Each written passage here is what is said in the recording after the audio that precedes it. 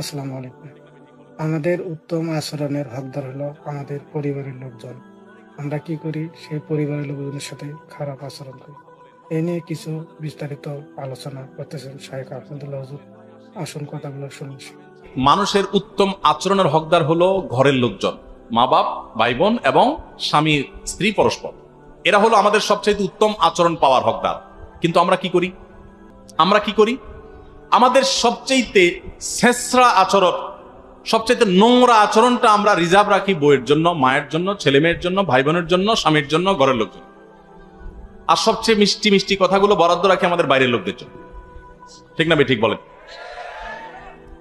যারা দোকানদারি করেন, অনেক দোকানদার আছে দেখবেন কাস্টমারের সাথে এত মিষ্টি মিষ্টি কথা বলেন, মনে হয় যে কথা তো না যেন চিনির গোল্লা।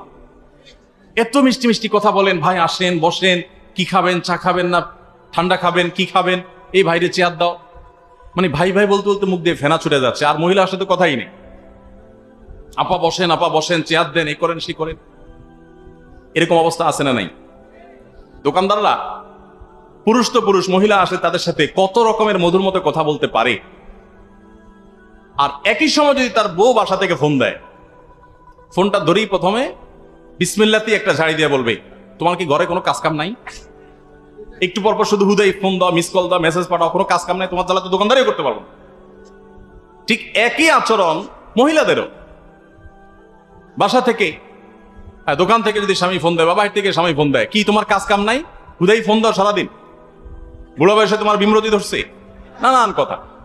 আবার যদি অপরিচিত আননোন করে নাম্বার থেকে কেউ ফোন দেয়, তাহলে আসসালামু আলাইকুম ভাই, কেমন আছেন, ভাই কে বলছেন, তখন কথার ভিতরে মধুর কোনো শেষ।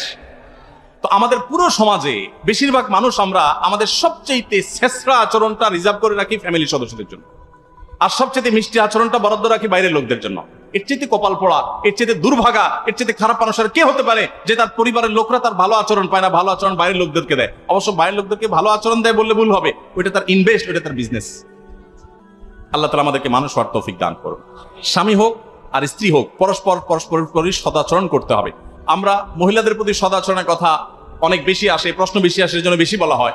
কিন্তু বাস্তবতা হলো বাংলাদেশে বহু ঘরে ঘরে আমরা নারী নির্যাতনের কথা শুনি, ঘরে ঘরে তলে তলে হাজারো পুরুষ নির্যাতন চলছে।